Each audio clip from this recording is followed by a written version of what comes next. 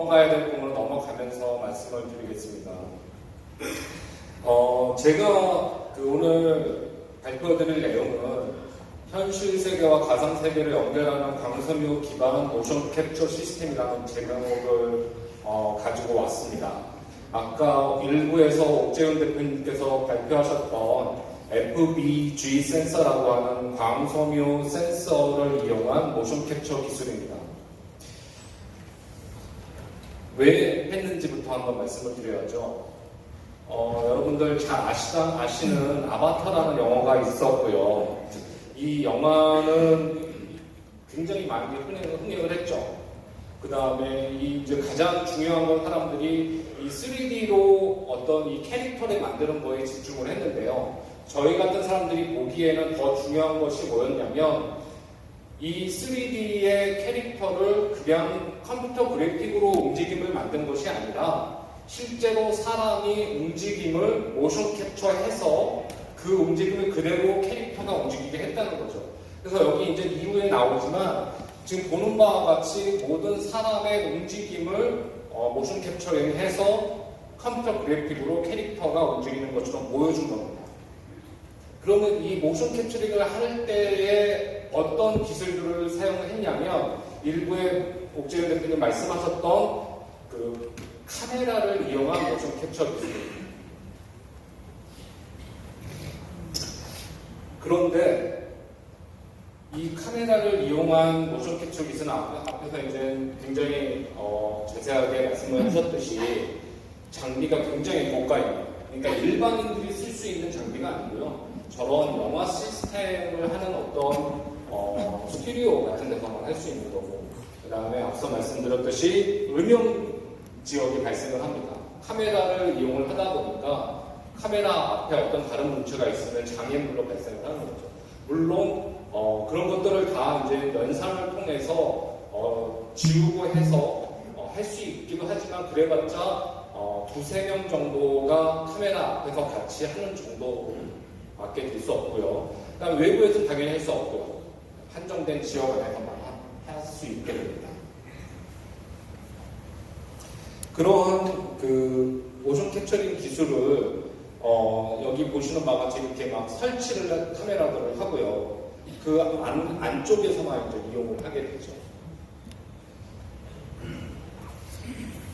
보시는 바와 같이 굉장히 이제 많은 카메라가 작용을 하고요. 실제로 영상진흥원에서 이제 저희 쪽 기술 때문에 한번 저희하고 상담을 한 적이 있는데 그쪽에서 이제 말씀을 하시는 것이 아바타 같은 경우 같은 거 보면 굉장히 움직임이 자연스럽고 그래서 진짜 특별한 기술이 있고 노하우가 있기 때문에 실제로 그 스튜디오에 방문을 해서 찾아봤답니다. 국내의 시스템과 어떤 점이 다른가?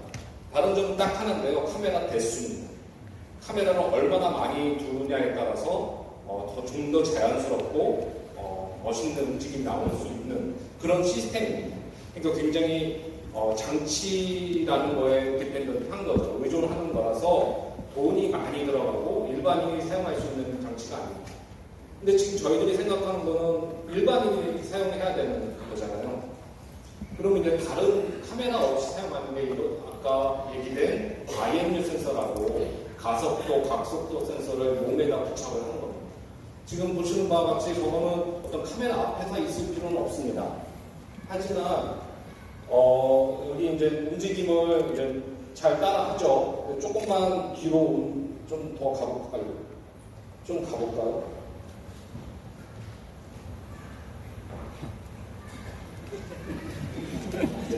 빨리 감기가 안 돼서 조금 더 보셔야 되겠어요.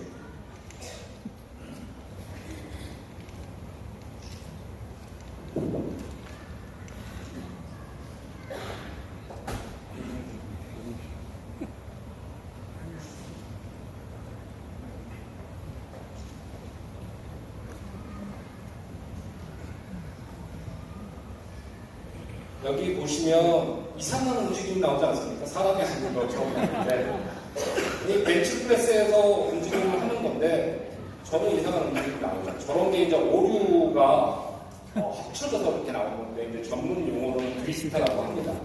그러니까 오류가 계속 쌓이면 전혀 사람이 움직이는 아님처럼 아까 손가락이 이렇게 꺾이는 모습 보셨죠? 그거는 어떤 외부의 영향에 의해서 그런 거고요. 이거는 외부 영향이 없어도 오류가 계속 쌓이면 저런 움직임이 되거든요.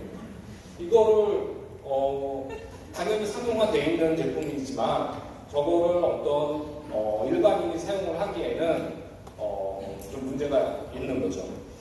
그래서 시작을 하게 됐습니다. 모션 캡처 시스템을 시작을 하게 됐고요. 보시는 바와 같이 어떤 정확도라든지 외부의 영향이나 오류 이런 것들이 다 영향이 있기 때문에 그러한 관점에서 자유로울 수 있는 기술을 한번 해봐야 되지 않을까라는 생각으로 시작을 했습니다.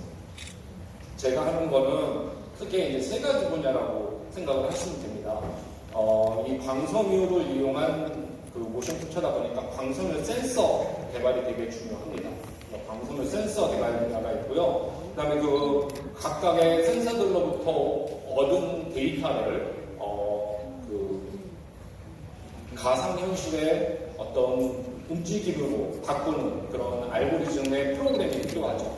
그 다음에 이 광섬유 센서는 워낙 원래부터 있던 거기 때문에 시스템이 있습니다. 계측기가 있는데요. 그 계측기는 굉장히 크고 무겁고 그 다음에 비싸고 일반인이 사용할 수 없는 거죠. 그러다 보니까 이제 그것들을 소형화하고 저가하고 하는 그런 이렇게 세 가지의 연구 테마 분야가 있다라고 생각을 하시면 되겠습니다. 사람의 움직임은 굉장히 다양하죠. 이 한쪽 팔의 움직임만 해도 솔직히 27개의 자유도가 있다라고 합니다. 27방향의 움직임을 해줄 수 있다라고 하고요. 어떤 이렇게 구부러짐 뿐만 아니라 이렇게 비틀어짐도 있습니다. 그 다음에 손가락 관절은 굉장히 곡률이 크죠. 이런 큰 관절에 비해서 이런 것들을 다 만족을 시켜야지만 특히 이 모션 캡처 기술을 구현할 수 있는 거였습니다. 어떻게 구현했는지는 여기서 간단하게 또 다시 말씀을 드리겠습니다. 여러분들 가장 궁금해하실 게 앞에서 FBG 센서라고 하는데 그게 이제 어떤 기술인지 모르실 것 같아서 그것부터 한번 설명을 드려볼까 합니다. 간단하고요. 약자로는 파이버 브레이킹이라는 겁니다. 저것만 보면 무슨 뜻인지 제가 모르니까 또 설명을 드리면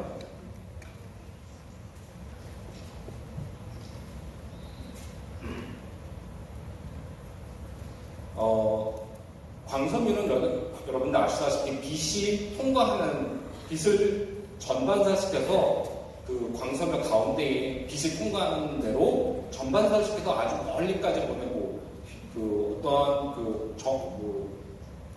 빛의 어떤 세기가 낮아짐 없이 전달하는 게 이제 목표인 그런 센서입니다. 그 빛을 전달하는 광섬유에 브레이팅이라고 해서 어떤 약간의 불전율이 다른 디펙트를 어떤 손상된 부분을 만드는 겁니다.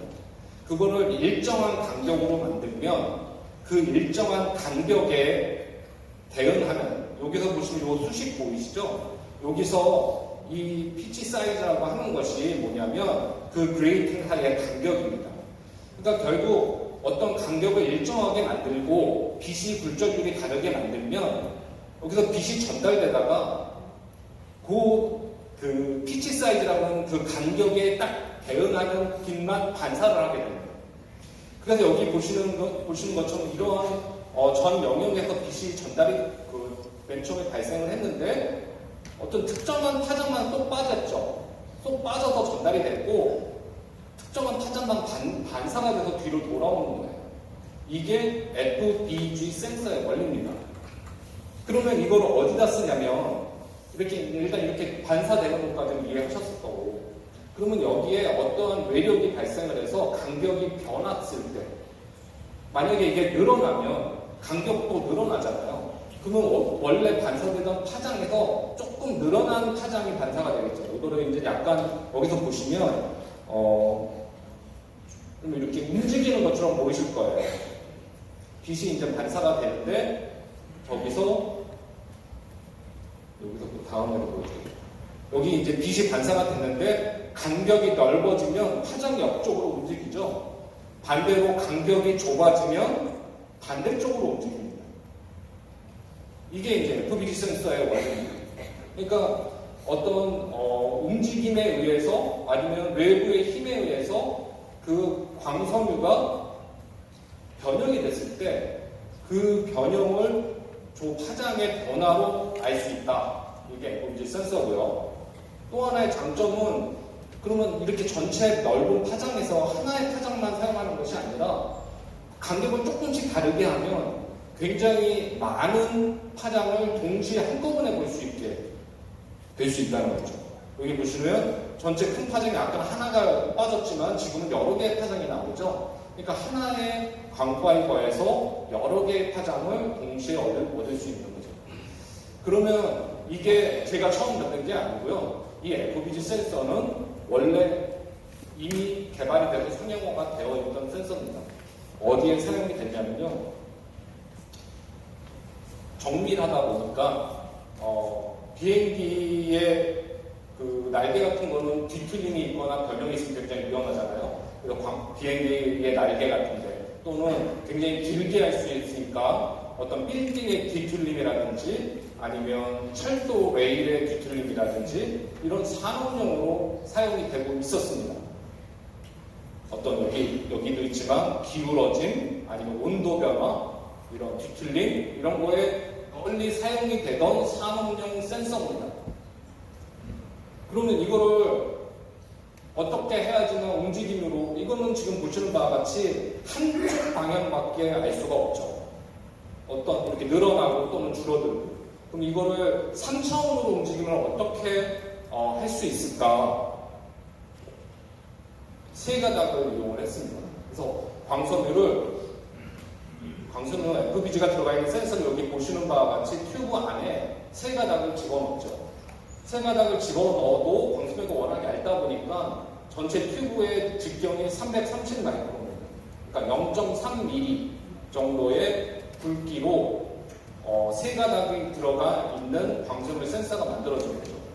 그러면 여기 이 동영상에 보시는 것처럼 움직임이 있을 때 이게 이제 여러분들 세 개의 그 광섬유 센서가 있다 보니까 이게 3차원 움직임을 얻으려면 어떤 정보가 있어야 되냐면 일단 어떤 지금 이렇게 팔이 있을 때 이렇게 굽으면 이제 첫 번째 이 팔꿈치에서 구부러진 거잖아요. 그러니까 어느 지점에서 구부러졌는지 알아야 되죠. 그 다음에 이게 어느 방향으로 구부러져야 되는지 알아야 되죠. 방향을 알아야 되고 또 얼마만큼 구부러졌는지 알아야 됩니다. 세 가지 정보를 얻으면 3차원의 움직임을 구현해낼 수 있는 겁니다. 근데 지금 연속적으로 FBG를 연속으로 놔두다 보면 이게 어느 부분에서 구부러졌는지 알 수 있겠죠. 그 다음에 세 가닥을 놨으니까 어느 세 가닥 중에 하나는 압축이 되고 나머지는 만약에 늘어났다. 그러면 이제 방향을 알 수 있게 되는 겁니다. 그 다음에 얼마만큼 파장이 또 많이 움직였는지를 알면 그게 얼마만큼 구부러졌는 것까지 데이터가 한꺼번에 다 나오는 거죠. 그렇게 해서 3차원의 움직임을 저희들이 이제 구현을 해낸 거고요. 그 다음에 이전에 IMU 센서, 그런 가속도 센서, 각도 센서가 갖고 있는 아까 말씀드렸던 5차의 그 축척이 되는 드리프트라고 하는 것들을 그러면 저희들은 자유로울 수 있느냐. 여기 보시는 것처럼 시간이 지남에 따라서 움직임이 변하는지 한번 보는 거죠. 2시간까지도 뭐 3시간, 몇 시간을 쭉 해놔도 얘는 어차피 지나갔던 빛이 돌아오는 것만 봐요. 그렇기 때문에 어떠한 그 오차의 축척이 거의 없습니다. 그 다음에 빛이 그 광파이버 안에 있는 동안에는 외부의 어떠한 자기장이라든지 전류장이라든지 이런 거에 의해서 영향을 받지 않습니다. 그러니까 외부의 힘에서도 외부의 영향도 거의 안 받는 거죠. 이러한 이제 특색을 갖고 있는 광파이버 센서를 3차원 모양을 잴 수 있는 센서를 만들었다. 하지만 또 하나 이제 난관이 있는 게 저희 사람의 몸에서는 이렇게 큰 관절만 있는 게 아니고 손가락 같이 아주 많이 굽어야 되는 관절도 있다라고 말씀을 드렸잖아요. 아까 앞서 말씀드렸던 모션 캡처 중에 카메라를 이용한 거는 이런 그 작은 관절을 하기 위해서는 그 페이스북 주커버그가 했던 것처럼 아주 가까이에 고해상도의 카메라를 보여야지만 될 수 있고요. 영화에서 찍는 것처럼 멀리 이런 그 스튜디오에가 해놓은 카메라는 손가락의 움직임을 잴 수 없어요. 이 정도의 해상도가 나오지 않는 거죠. 큰 관절만 보는 거죠. 그러니까 작은 관절, 큰 관절을 동시에 다 볼 수 있는 시스템은 굉장히 고가의 시스템이 필요한 겁니다. 근데 이제 이 센서는 그러면은 다 붙이면 되니까. 그런데 이런 그 크게 구부러지는 작은 관절에도 하려면 얘도 그대로 붙이면 될까? 하지만 또 이제 이거의 단점은 저희들이 세 가닥을 붙이다 보니까 이렇게 큰 작은 관절에 많은 구부러짐에는 에러가 발생하는 걸 저희가 발생을 했습니다. 발견을 해서 그러면 이런 작은 관절에 많은 구부러짐을 대응할 수 있게 따로 센서를 이제 다시 만들었고요. 저희 그런 각도 센서라고 명명을 했는데, 그래서 이제 이 손가락의 그 많은 구부러짐도 다 측정할 수 있는 각도 센서, 그 다음에 또 저희 몸의 움직임에 이렇게 비틀어짐이 있다고 했죠. 이 전완이라고 하는데, 이 비틀어짐, 어깨의 비틀어짐, 뭐 고관절 비틀어짐, 이런 것들을 잴 수 있는 비틀림 센서까지 필요합니다. 그래서 총 3가지 센서로 3차원을 잴 수 있는 형상 센서, 그 다음에 고공률, 아주 작은 관절의 큰 구부러짐까지 잴 수 있는 각도 센서, 그 다음에 비틀어짐을 잴 수 있는 비틀림 센서, 이 3가지 센서가 있어야지만 저희 몸의 모든 움직임을 잴 수 있는 거죠. 보시는 바와 같이 요 3가지 센서를 가지고 각각의 어느 부위에 대응해서 모션을 측정했는지가 나와 있습니다. 또한 이제 그 아까 앞서도 말씀드렸던 이러한 센서들을 계측기를 통해서 받아서 PC에서 가상현실로 구현을 해야 되는데, 이 계측기가 저희가 쓸만한 게 없는 거예요. 아까 말씀드렸듯이 FOVG 센서는 산업용 센서였습니다. 이렇게 많은 센서들이 들어갈 필요가 없었어요. 그다음에 갖고 다닐 필요가 없었죠. 그러니까 다 얼마나 되면 컴퓨터 몇 개 정도의 크기에 굉장히 크고 무겁고 그래도 전혀 소용이 없었으니까 소형화의 연구가 진행이 된 적이 없습니다. 거기다가 또 굉장히 비싸고, 왜냐하면 수요가 많지 않으니까. 그래서 어쩔 수 없이 저희들이 직접 다시 개발을 시작을 했고, 이 부분은 지금 오윤하고 공동 개발을 하고 있습니다. 그래서 사람이 착용할 수 있고 그 정도로 가볍고 작고, 그 다음에 지금 저희 그 전체 인체 전체를 FOVG 센서로 하려면 총 64개 채널, 64개의 가닥이 나와야 되고요. 각 가닥마다 FOVG가 수십 개씩 들어갑니다. 그러니 그것들을 다 한꺼번에 할 수 있는 계측기는 없다라고 보시면 돼요. 비싸거나 느리거나 크거나 무겁거나. 그렇죠. 그러니까 이 계측기의 개발도 굉장히 어려운 분야이지만 지금 거의 완성 단계에 와 있습니다. 그래서 정리하자면 이러한 그립트로부터 자유롭고 정교한 관절의 움직임을 동시에 다 측정할 수 있어야 되고, 휴대가 가능한 계측기까지 다 통합이 된 밴드형이라고 하는 거는 여러분들이 이제 착용을 할 때 수영복 같은 걸로 완전히 다 갈아입으면 수트형으로 입어야 된다고 항상 그렇게 한다고 보면 별로 안 좋아하실 것 같아요. 그래서 일반 옷 위에 착용할 수 있는 밴드형, 또는 좀 정밀하게 좀 더 측정이 필요할 때는 수트형, 전체 옷으로 갈아입는 그런 식으로 이제 2가지로 개발을 하고 있습니다.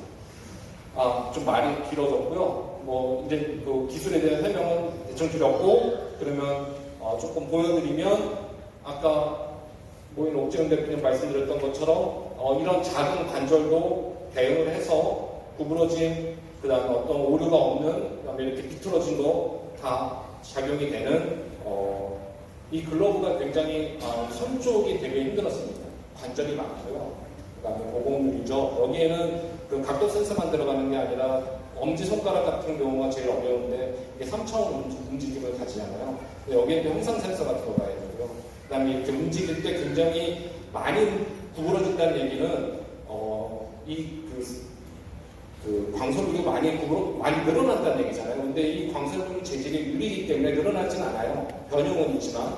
그러면 그것들이 따라서 움직일 수 있게 이 기구적으로 대응을 해야 됩니다. 보시는 거는 굉장히 실험실 레벨에 좀 조잡하지만 지금 저런 것들이 지금 모임과 이 장착법부터 해서 같이 대응을 해서 상용화 작업을 하고 있습니다. 그 다음에 이제 상체 움직임입니다. 그래서 지금 보시는 그 아바타는 제 실험실 레벨이니까 감안하시고 보시면 됩니다. 이후에 모인에서 구현한 가상현실용 아바타에 이것들이 이제 입혀진다라고 생각을 하시면 되고, 일례로 이쪽을 보시면 지금 조금은 좀 안정화가 된 그런 아바타긴 하지만 아직도 전체 모션을 보여줄 수는 없지만, 그래서 이제 상체 움직임을 보여주는 그런 그 동영상이고요. 다음에 이제 하체 움직임이고요. 하체는 고관절과 그다음에 무릎, 그다음에 발목까지 해야 되는데요. 카메라 시스템 같은 경우에 발목을 잡기가 되게 어렵죠. 제가 아까 말씀드렸듯이 작은 관절은 굉장히 고해상도의 카메라가 그쪽을 막 노려보고 있어야 돼요. 그렇지 않으면 전체 큰 관절과 같은 해상도가 수 없죠. 얘는 저희 센서는 이제 직접 다 부착형이기 때문에 작은 관절, 많은 구부러짐, 그걸 동시에 다 얻을 수 있는 그런 시스템입니다. 자, 그래서 이제 저희들이 만드는 이 센서는 아까 말씀드렸던 3차원을 보는 형상 센서, 각도 센서, 비트림 센서를 이용을 해서 인체의 관절을 보는 모션 캡처 시스템이다.